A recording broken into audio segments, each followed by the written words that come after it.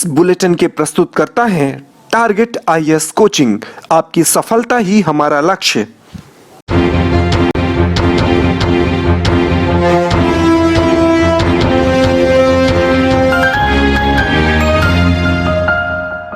नमस्कार, आप देख रहे हैं रेवा दर्शन। मैं सचेता बघेल आपके साथ। आइए जान लेते हैं क्या है आज की प्रमुख खबरें। एनआईसी कक्ष रीवा में बाढ़ आपदा प्रबंधन समिति की बैठक संपन्न। दुकान के सामने कुल्फी का ठेला लगाने पर हो गई हत्या। न्यायालय परिसर में आयोजित की गई टीकाकरण शिविर और 2 बच्चों का पिता एक तरफा प्यार में बन गया हैवान। युवती सहित 2 मासूम बच्चियों पर कर दिया एसिड अटैक। आइए अब नजर डालते हैं इन खबरों पर विस्तार से।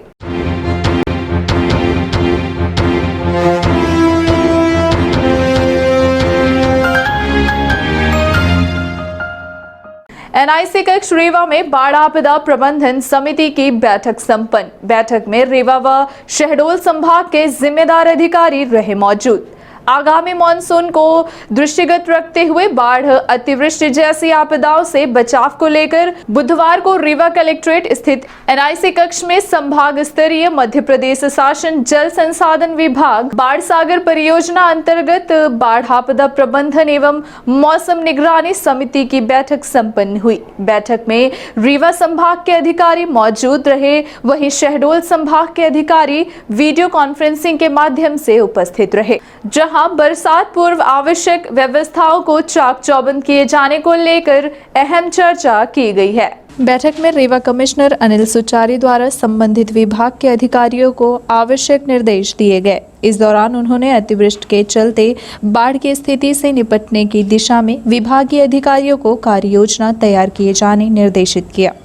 साथ ही निर्देशित किया है कि नदी के किनारे बसे गांवों एवं शहर की बस्तियों में अधिक सतर्कता बरतने की जरूरत है। उन्होंने कहा कि लोगों को बाढ़ से बचाव और प्रबंधन के बारे में जानकारी दी जाए। बाढ़ आने पर लोगों को सुरक्षित स्थान पर पहुंचाने एवं आवश्यक सामग्री की व्यवस्था के संबंध में गांव वालों से पहले ही बातचीत कर व्यवस्था बनाई जाए। साथ ही नदी नालों आदि की समय से पहले साफ सफाई व व्यवस्था बनाई जाए। बाढ़ आपदा प्रबंधन एवं मौसम निगरानी समिति की बैठक कलेक्ट्रेट कार्यालय के एनआईसी कक्ष में रीवा संभाग आयुक्त अनिल सुचारी की अध्यक्षता में संपन्न हुई। इस दौरान Rewa collector doctor Ilaiyaraja T, DIG Anil Singh Kushwaha, निगमायुक्त मृणाल मीणा, अपर कलेक्टर इला तिवारी, एएसपी शिव कुमार वर्मा समेत अन्य अधिकारी मौजूद रहे। इसके अलावा बैठक में बाणसागर बांध परियोजना से जुड़े शहडोल, उमरिया, सीधी एवं सतना जिले के राजस्व एवं पुलिस अधिकारियों के साथ साथ जल संसाधन विभाग के अधिकारी भी वीडियो कॉन्फ्रेंसिंग के माध्यम से बैठक में शामिल रहे, जिन्हें राहत एवं बचाव कार्य से जुड़ी व्यवस्थाओं के बारे में जानकारी दी गई। नहीं, आज तो इंट्रा स्टेट है, संभागीय लेवल का बाढ़ नियंत्रण के लिए बैठक कमिश्नर महोदय की अध्यक्षता में हुई है। बट हमारे डिस्ट्रिक्ट लेवल का बैठक पहले ही हो चुका है। हर साल बारिश से पहले हम लोग बाढ़ नियंत्रण की पूरी तरीके से समीक्षा करते हैं। 15 जून से कंट्रोल रूम है, बाढ़ नियंत्रण कंट्रोल रूम एस्टाब्लिश किया गया है। सभी अधिकारी लोगों का ड्यूटी ऑलरेडी तैनात कर लिया है। आज एक कोऑर्डिनेशन मीटिंग था कि शहडोल और रीवा संभाग की सभी डिस्ट्रिक्ट्स के साथ एक कोऑर्डिनेशन मीटिंग था बाणसागर का। कितने कंट्रोल रूम में कोऑर्डिनेशन है इंट्रा स्टेट के अंतर्गत। कल इंटर स्टेट का भी है, यूपी और मध्य प्रदेश दोनों के बीच में कोऑर्डिनेशन के लिए मीटिंग आयोजित है। इसमें होम गार्ड की क्या रोल लगेगा, इसकी हमारे रिसोर्सेज का किस चीज़ का हमको ज़रूरत पड़ेगा और वाटर लेवल के लेकर हम लोग का किस प्रकार का कोऑर्डिनेशन लगेगा, उसके लेकर प्रॉपर डिस्कशन हुआ है, इसको निर्देश भी मिलेंगे। दुकान के सामने से कुल्फी का ठेला लगाने पर हो गई हत्या। खूनी संघर्ष में शामिल घायल आरोपी अस्पताल से भागा। मामला विश्वविद्यालय थाना क्षेत्र अंतर्गत अल्लाह बख्श कॉलोनी का है, जहां दुकान के सामने खड़े होकर कुल्फी बेचने वाले युवक के साथ दुकानदार की बातचीत होने लगी। देखते ही देखते मामला गाली गलौच एवं खूनी संघर्ष में बदल गया और बात इतनी आगे बढ़ गई कि दोनों पक्षों के लोगों ने लाठी डंडे लेकर एक दूसरे पर हमला तक कर दिया। इस घटना में 65 वर्षीय वृद्ध की मौत हो गई, जबकि दूसरे पक्ष से भी एक युवक घायल हो गया। इस घटना के बाद क्षेत्र में अफरा तफरी का माहौल निर्मित हो गया। हालांकि घटना के बाद आसपास के लोगों ने बीच बचाव किया और घायलों को उपचार के लिए अस्पताल पहुंचाया। घटना की जानकारी स्थानीय पुलिस को लगी, जिसके बाद मौके पर पुलिस पहुंची। तब तक वृद्ध की मौत हो चुकी थी। इधर पुलिस ने वृद्ध को पीएम के लिए संजय गांधी अस्पताल भेजा। इस बात की जानकारी लगते ही अस्पताल में उपचार करा रहा घायल आरोपी वहां से फरार हो गया। घटना के बाद मौके पर पुलिस अधीक्षक भी पहुंचे और अलग अलग टीमें गठित कर आरोपियों की गिरफ्तारी किए जाने निर्देश जारी किया है। जानकारी के अनुसार 65 वर्षीय मुबारक खान निवासी अल्लाह बख्श कॉलोनी पंचर बनाने की दुकान संचालित करता था, जिसके सामने शिव कुमार साकेत नाम का एक युवक वहीं खड़े होकर कुल्फी बेच रहा था, जिसे वृद्ध ने दुकान के सामने खड़े होने से मना किया, जिसको लेकर दोनों के बीच कहासुनी हो गई। तो कुल्फी बेचने वाले शिव कुमार साकेत ने पास ही संचालित हयात चिकन शॉप में काम करने वाले अपने भाई राजेश साकेत को जानकारी दी, जिसके बाद वह अपने साथी शाहरुख और साहिल के साथ मौके पर पहुंचकर गाली गलौज करने लगा। तभी दुकान संचालक मुबारक से भिड़ गया। इसी दौरान दुकान संचालक ने डंडे से शाहरुख पर हमला कर दिया। अपने ऊपर हमला होते देख शाहरुख खान ने राजेश साकेत के दुकान में रखा डंडा मंगाया और अधेड़ दुकानदार मुबारक के सिर पर जोरदार प्रहार कर दिया, जिससे उसकी मौके पर ही मौत हो गई। घटना के बाद घायल शाहरुख को संजय गांधी अस्पताल में भर्ती कराया गया, जबकि मृत अवस्था में वृद्ध दुकान के पास ही पड़ा रहा। इधर वृद्ध की हत्या करने वाला आरोपी अस्पताल से भाग निकला है, जिसकी पुलिस तलाश कर रही है। दोनों हमलावर बिछिया के रहने वाले बताए जाते हैं। इस मामले में पुलिस ने कुछ संदेहियों को गिरफ्तार कर लिया है, जिनसे पूछताछ की जा रही है। साथ ही मुख्य आरोपी की भी तलाश जारी है। घट गई तुम्हारे पिताजी हैं? हाँ, हमारे क्या पिताजी घटना घट गई, बताइए घटना। अरे वो 5 लोग मिलकर मारे। पहले एक ठो अकेले यहाँ पर आया है, वहाँ मारने वालों का नाम जानते हो? हाँ, नाम साहिल है उसका, का और क्या नाम उनकर साहिल लोग के भाईयन के। अच्छा ये बताइए, उन्होंने क्यों मारा है तुम्हारे पिताजी को? अरे पापा बाहर बैठे थे, दारू पिए, जानते उनको ऐसे हो ही जाता है। बैठे थे, गाली वाली चल रही थी। हाँ, ओ आके हमारे पापा को तो मार, मतलब गाली गलौज के चक्कर में उन लोगों ने मारना शुरू कर दिया है। और मारने के बाद ये कहीं एक बेर मार चुके हैं, फिर दूसरा बेर मारे, फिर तीसरा बेर, 5वां बेर में मर गए हैं। हाजी 5वां बेर में अंदर घुस के मारे हैं। तो पुलिस को नहीं बताया था? बुलाया? पुलिस आई थी, ले जा रहे हम लोग थे। 2 चक्कर बेचारे आ चुके हैं। पुलिस आ चुकी थी मतलब? हाँ, फिर बाद में फिर लास्ट में घुस के मारे हैं, फिर मर गए। मारने से ही मर गए हैं? हाँ। ये एक मुबारक हैं, ये वहाँ रहते हैं घटनास्थल के पास में ही, और इनके पास में ही 2 भाई रहते हैं, साहिल और शाहरुख। इनकी चिकन शॉप की दुकान है, ठेला लगाते हैं वो भी। तो इसके कारण से कुछ बात पे विवाद हुआ, ठेले वेले की बात पर से लेके लगाने को लेके। उसी बात पर से क्या हुआ कि इसने अपने नौकर से डंडा मांग के शाहरुख को, साहिल ने ये मुबारक को मार दिया। एक डंडा इसको कुछ चोट लग गई थी और उसके बाद वो अपने घर पे ही लेट गया था, क्योंकि चोट कुछ ज़ाहिरा चोट ज़्यादा नहीं थी। इस कारण से घर वालों ने, परिवार के लोगों ने कोई थाने पे रिपोर्ट नहीं की, कोई जानकारी नहीं दी। करीब ये घटना है 2:30 बजे के आसपास दिन की। रात के करीब 7:45 बजे के आसपास मृतक का पुत्र थाने पहुंचा और उस बताया कि ऐसा ऐसा साहब हमारे पिता को मार दिया था दिन में, और वो ऐसा लग रहा है कि मर गए हैं। उसके बाद पुलिस तुरंत मौके पर पहुंची, देखा तो वहाँ उनकी डेड बॉडी थी। पुलिस ने तुरंत अपनी जांच कार्रवाई शुरू कर दी, उनके शव को उठा के अस्पताल भेज दिया पीएम के लिए, और तत्काल तलाश की जिनके ऊपर शंका व्यक्त की थी कि इनने साथ मारपीट की। उसमें से एक आरोपी राजेश मिल गया। 2 जो भाई थे वो रहने वाले बिछे तकिया की तरफ के हैं, वो अभी पुलिस को नहीं मिले, उनकी तलाश जारी है। पुलिस ने उसमें पंजीबद्ध करके विवेचना में ले लिया है, कार्रवाई की जा रही है। एक घायल आरोपी फरार हो गया था। हाँ, उसमें जो एक साहिल और एक सोहेल है, वो शाहरुख है, वो 2 अभी फरार है। एक राजेश नाम का आरोपी वो गिरफ्तार हो गया। न्यायालय परिसर में आयोजित किया गया टीकाकरण शिविर, 146 लोगों को लगाया गया टीका। मध्य प्रदेश राज्य विधिक सेवा प्राधिकरण जबलपुर के निर्देशन पर जिला विधिक सेवा प्राधिकरण जिला न्यायालय परिसर में जिला एवं सत्र न्यायालय के विद्वान न्यायाधीश अरुण कुमार सिंह के मार्गदर्शन में जिला चिकित्सालय की टीम द्वारा न्यायिक अधिकारी, कर्मचारी एवं अधिवक्ताओं समेत पैरालीगल वॉलेंटियर्स तथा उनके परिवार के सदस्यों को कोरोना वायरस से निजात पाने शिविर लगाकर टीकाकरण किया गया। शिविर के माध्यम से बड़ी तादाद में कोरोना वैक्सीन की प्रथम डोज लगाई गई। इस अवसर पर जिला एवं सत्र न्यायाधीश अरुण कुमार सिंह मौजूद रहे और उन्होंने कहा कि सरकार की गाइडलाइन के अनुसार 18 वर्ष से अधिक आयु के प्रत्येक पात्र व्यक्ति को कोरोना की वैक्सीन लगवानी चाहिए, साथ ही उन्होंने कहा कि न्यायालय में प्रत्येक व्यक्ति कोरोना से सुरक्षित रहे, इसके लिए यह विशेष कोरोना टीकाकरण शिविर आयोजित किया गया है। लोगों में धीरे धीरे कोरोना के टीके को लेकर जागरूकता बढ़ी है और लोगों में वैक्सीन लगवाने को लेकर उत्सुकता व उल्लास देखा जा रहा है। इस टीकाकरण शिविर के बाद आगामी माह कोरोना वैक्सीन की दूसरी डोज के लिए पुनः विशेष टीकाकरण शिविर का आयोजन किया जाएगा। आपको बता दें कि इसके पूर्व भी जिला विधिक सेवा प्राधिकरण द्वारा 45 वर्ष से अधिक उम्र के अधिकारी, कर्मचारी व अधिवक्ताओं को कोरोना का टीका लगवाया जा चुका है। सचिव जिला विधिक सेवा प्राधिकरण विपिन कुमार लवानिया ने कहा कि टीकाकरण शिविर भारत सरकार की टीकाकरण संबंधी समस्त गाइडलाइन का पालन करते हुए 18 वर्ष से अधिक उम्र के न्यायिक अधिकारी, कर्मचारी एवं अधिवक्ताओं का कोरोना बचाव हेतु किया गया है। कोरोना की वैक्सीन सुरक्षित एवं प्रभावी है, इसलिए जिन पात्र नागरिकों को कोरोना का टीका नहीं लगा है वह अति शीघ्र अपने नजदीकी टीकाकरण केंद्र में पहुंचकर टीका अवश्य लगवाएं। जिला विधिक सहायता अधिकारी अभय कुमार मिश्र ने जानकारी देते हुए बताया कि जिला विधिक सेवा प्राधिकरण में आयोजित किए गए कोरोना टीकाकरण शिविर में 18 वर्ष से अधिक आयु के 113 व्यक्तियों एवं 45 वर्ष से अधिक आयु वर्ग के 33 व्यक्तियों के साथ कुल 146 व्यक्तियों को कोरोना का प्रथम डोज लगाया गया है। 2 बच्चों का पिता एक तरफा प्यार में बन गया हैवान। युवती सहित 2 मासूम बच्चियों पर कर दिया एसिड अटैक।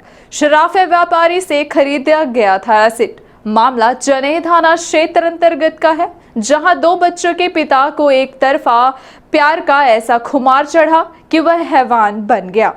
पनासी गांव का रहने वाला उमा शंकर माझी घर के अंदर सो रही युवती व उस 2 मासूम भतीजियों पर एसिड अटैक कर मौके से फरार हो गया। हालांकि इस मामले में तत्परता दिखाते हुए पुलिस ने आरोपी को तकरीबन 100 किलोमीटर तक पीछा करने के बाद घेराबंदी कर गिरफ्तार कर लिया है। इधर मामले को गंभीरता से देखते हुए पुलिस अधीक्षक राकेश कुमार सिंह भी घटनास्थल पर पहुंचे और घटना का जायजा लिया। आपको बता दें कि पनासी गांव निवासी उमा शंकर माझी, जो कि 2 बच्चों का बाप है और वह गांव की ही एक युवती से एक तरफा प्यार करता था और इसे जब पता चला कि उस युवती की शादी होने वाली है जिससे वह प्यार करता है, तो पहले तो उसने शादी तुड़वाने का प्रयास किया, लेकिन जब उसमें असफल हुआ तो युवती के साथ उसकी 2 भतीजियों के ऊपर एसिड अटैक कर दिया।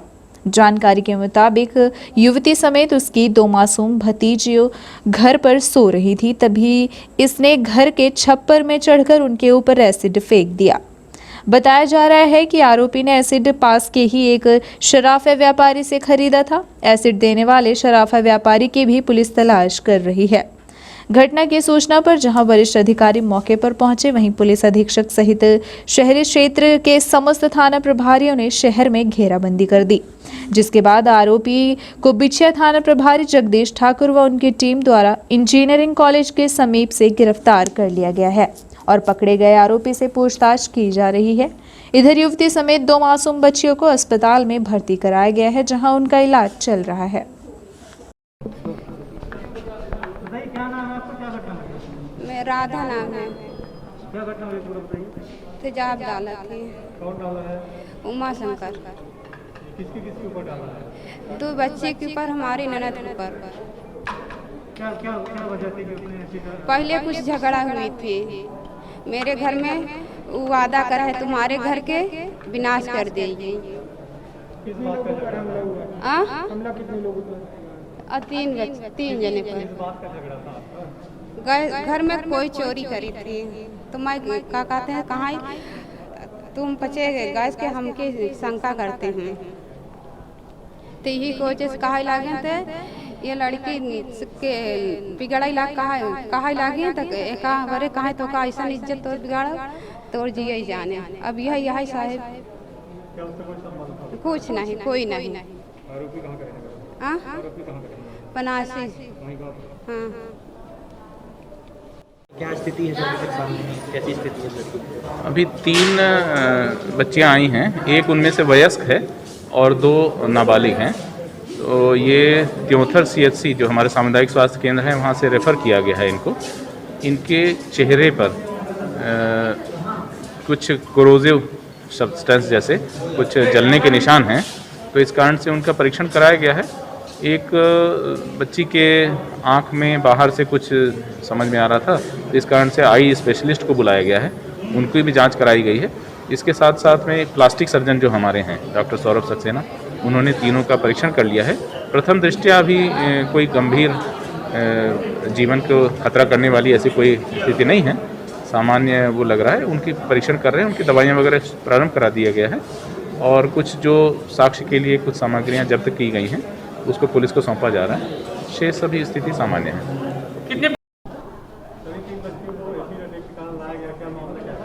मामला ये है कि जने थाना क्षेत्र अंतर्गत ये घटना हुई है और एक तरफा जो है प्यार के चक्कर में इसने घटना को कार्य किया है। पुलिस अधीक्षक महोदय के मार्गदर्शन में जो है आरोपी को गिरफ्तार भी कर लिया गया है और अभी इसका इलाज जो है यहाँ संजय गांधी हॉस्पिटल में चल रहा है।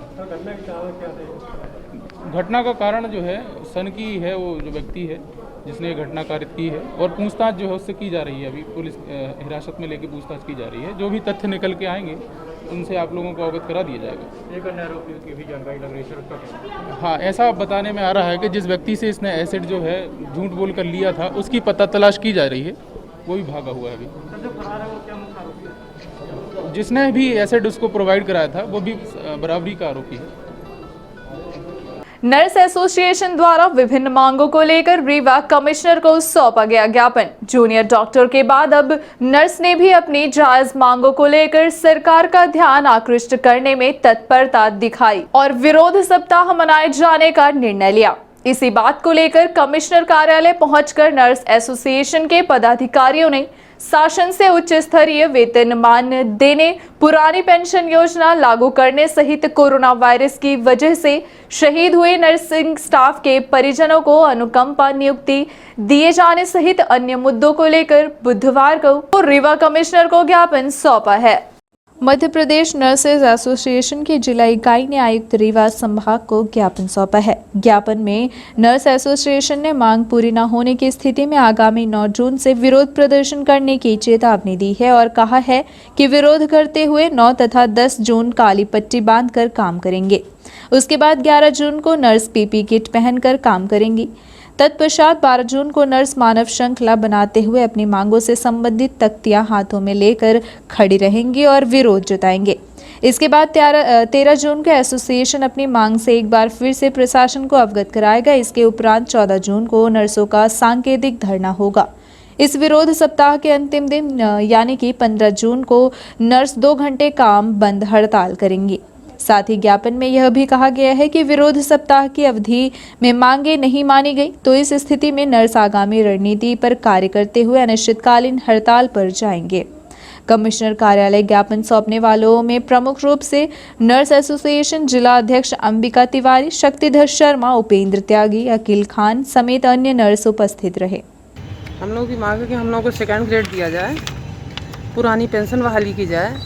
कोरोना योद्धा जो हमारी नर्सें हैं तो उनके परिजन जितने भी मतलब जो नर्सेस इस कोरोना काल में ख़त्म हो गई हैं, ड्यूटी करते करते अपना जीवन बलिदान दे दी हैं। ऐसी कितने नर्सें हैं अपने रीवा संभाग में? रीवा संभाग क्या, हम तो प्रदेश की बात कर रहे हैं। प्रदेश में कम से कम 20 नर्स होंगी जो जिनका जीवन समाप्त हो गया है। तो उनको कोरोना योद्धा से सम्मानित किया जाए, उनके परिजनों को, उनके बच्चों को उनकी जगह में सेवा का अवसर दिया जाए। गायत्री शक्तिपीठ रीवा के मुख्य प्रबंध ट्रस्टी एवं पूर्व तहसीलदार उपेंद्र सिंह चौहान के परम पूज्य पिता यज्ञसेन सिंह चौहान का मंगलवार को 95 वर्ष की उम्र में उनका दुखद देहावसान उनके गृहग्राम बहेरा डाबर में हुआ है। ईश्वर से प्रार्थना है कि उनकी आत्मा को अपने चरणों में स्थान देकर परिवार को दुख सहने का साहस और शक्ति प्रदान करें। जानकारी के मुताबिक 10 वर्ष पूर्व उन्होंने अपना देहदान श्याम शाह मेडिकल कॉलेज रीवा के छात्रों को अध्ययन के लिए देने का संकल्प लिया था। उनके इस संकल्प को पूरा किए जाने की दिशा में परिवार द्वारा उन्हें अश्रुपूर्ण श्रद्धांजलि देकर उनके पार्थिव शरीर को श्याम शाह मेडिकल कॉलेज को सौंप दिया गया है। यज्ञसेन चौहान के इस दुखद निधन के बाद गायत्री परिवार द्वारा भी उन्हें विनम्र श्रद्धांजलि देते हुए परम पूज्य गुरुदेव एवं वंदनीय माताजी से प्रार्थना करता है कि उनकी आत्मा को अपने चरणों में स्थान दें। मेडिकल कॉलेज को उनके बेटे ने पार्थिव शरीर सौंपा है और अपने पिता द्वारा 10 वर्ष पूर्व किए गए संकल्प को पूरा किया। मेडिकल कॉलेज को अपना शरीर दान दे चुके थे। आज उनके देव स्थान पर आज उनके परिवार के लोग एवं उनके पुत्र मेडिकल कॉलेज पहुंचकर शरीर का दान दिया है। यज्ञ नारायण शिक्षक थे और अपने जीवन काल में उन्होंने लोगों को ज्ञान ही दिया है। अब मेडिकल कॉलेज के छात्र भी उनके शरीर से पढ़ाई करेंगे। उन्होंने अपना पूरा जीवन शिक्षा एवं समाज सेवा में लगाते हुए अंतिम सांस लेकर इस धरती से विदा लिया। ज़्यादातर उन्होंने अपनी सेवाएं ग्रामीण क्षेत्रों में दी है। उनके 4 पुत्र 3 पुत्रियां एवं नाती पोते से भरा पूरा परिवार है, जिन्हें छोड़कर वो यहाँ से प्रस्थान कर गए। अब खुलेंगे बाजार की सभी दुकानें, लेफ्ट राइट सिस्टम हुआ खत्म। Rewa collector doctor Ilaiya Raja T ने जारी किए निर्देश। हालांकि रविवार को जनता कर्फ्यू यथावत जारी रहेगा। कोरोना संक्रमण से लगभग निजात मिल चुकी है, जिसे देखते हुए एक बार फिर से बाजारों को पूरी तरह से खोले जाने का निर्णय Rewa collector doctor Ilaiya Raja T ने लिया है और आदेश जारी करते हुए निर्देशित किया गया है कि संपूर्ण जिले में रविवार को कोरोना कर्फ्यू जारी रहेगा, जो शनिवार रात 10 बजे से प्रभावी होगा और सोमवार सुबह 6 बजे तक प्रभावशील रहेगा। 100% दुकानों को खोले जाने के साथ ही भोजनालय, होटल तथा ठेला, गुमटी एवं अन्य नाश्ता तथा खाने पीने की दुकानें सुबह 8 बजे से रात्रि 9 बजे तक खोली जा सकेंगी। हालांकि दुकानें सुबह 8 बजे से शाम 8 बजे तक ही खोली जा सकेंगी। स्वर्गीय महाराजा मार्तन सिंह चैरिटेबल ट्रस्ट किला परिसर स्थित बांधव पब्लिक स्कूल में कोरोना संक्रमण से बचाने वैक्सीनेशन शिविर का 3 दिवसीय आयोजन बुधवार को संपन्न हुआ। 3 दिवसीय शिविर का आयोजन पूर्व मंत्री व रीवा महाराज पुष्पराज सिंह के नेतृत्व में किया गया। शिविर के माध्यम से तकरीबन 350 लोगों का वैक्सीनेशन किया गया। शिविर के समापन अवसर पर मुख्य रूप से पूर्व मंत्री व वर्तमान विधायक राजेंद्र शुक्ल, बांधव पब्लिक स्कूल अध्यापक रुखसार खान, ट्रस्ट की सीईओ अलका तिवारी, विक्रम दुबे, वार्ड पार्षद लखन खंडेलवाल, हुजूर तहसीलदार यतीश शुक्ला समेत अन्य गणमान्य नागरिक मौजूद रहे। हेल्पिंग वेलफेयर सोसाइटी की अनूठी पहल, गरीब व जरूरतमंदों को वितरित किया गया खाद्यान्न एवं मास्क। रीवा शहर के नीम चौराहा स्थित उपवन नगर में कई जरूरतमंद परिवारों की मदद की गई। इस कार्य में हेल्पिंग वेलफेयर सोसाइटी की टीम लोगों को चिन्हित करती है जिनका राशन कार्ड में नाम नहीं है और कोई सरकारी मदद नहीं मिली है। ऐसे ही लोगों को खाद्यान्न वितरित किए गए। इस दौरान खाद्यान्न लेने वालों के चेहरे पर खुशी देखने को मिली। संगठन द्वारा बताया गया कि कई ऐसे गरीब परिवार हैं जिनका अभी भी रोजगार नहीं चल रहा है। रिलायंस फाउंडेशन की मदद से benzene helping social welfare society द्वारा महिला एवं पुरुष को रोजाना खाद्यान्न वितरित किया जा रहा है। इस कड़ी में अनाथालय में जाकर बच्चों को भी राशन के पैकेट व मास्क वितरित किए गए। अनाथालय के बच्चों में काफी उत्साह रहा। शिविर लगाकर खाद्यान्न वितरित किया गया। इन्हीं में से आज बेंसिन हेल्पिंग वेलफेयर सोसाइटी के द्वारा बेंसिन हेल्पिंग वेलफेयर सोसाइटी के अध्यक्ष श्लेषा शुक्ला ने आगे बताया कि अभी तक असहाय एवं गरीब परिवार को 1000 से ऊपर तक के पैकेट सोसाइटी द्वारा वितरित किए गए। इस अवसर पर Reliance benzene helping social welfare society की सभी पदाधिकारी एवं कार्यकर्ता उपस्थित रहे। किस कार्यक्रम के तहत वितरित किया गया? सर, ये जैसे अभी आपको पता है कि लॉकडाउन की वजह से बहुत सारे असहाय लोग हैं जिनको सरकार की तरफ से भी राशन नहीं मिल रहा है। तो बेनिशियन हेल्पिंग सोशल वेलफेयर सोसाइटी की ये हमेशा कोशिश रहती है कि उन लोगों की किनके माध्यम से? सर, ये रिलायंस फाउंडेशन के माध्यम से बेनिशियन हेल्पिंग को ये प्रोजेक्ट मिला है और हम हमेशा कोशिश करते हैं कि असहाय लोगों को हम ज़्यादा से ज़्यादा मदद कर सकें, जिनको सरकार के द्वारा भी, जिनका राशन कार्ड नहीं है, जिनको पात्रता पर्ची नहीं, कोई राशन नहीं मिल रहा, कोई सुविधाएं नहीं मिल रही हैं। जैसे कि हमारी जो हमने राशन रखवाया है वो हमने अपने घर पे रखवाया है, तो जिसकी वजह से हमारे घर में कई बार रिंग बचती रहती है, जिस वजह से हम इरिटेट होते हैं, हमारी फैमिली इरिटेट होती है। लेकिन तब भी आप समाज सेवा का जज्बा बिल्कुल सामना करते हुए हम लोगों की मदद को समझाते हुए लोगों की मदद को के लिए कंटिन्यू काम कर रहे हैं। और जैसा कि अभी आपने देखा कि कंटिन्यूअसली इतने लोग आते जा रहे हैं। ये थी आज की प्रमुख खबरें। आगे की खबरों के लिए बने रहे रीवा दर्शन के साथ। दीजिए हमें इजाजत। नमस्कार।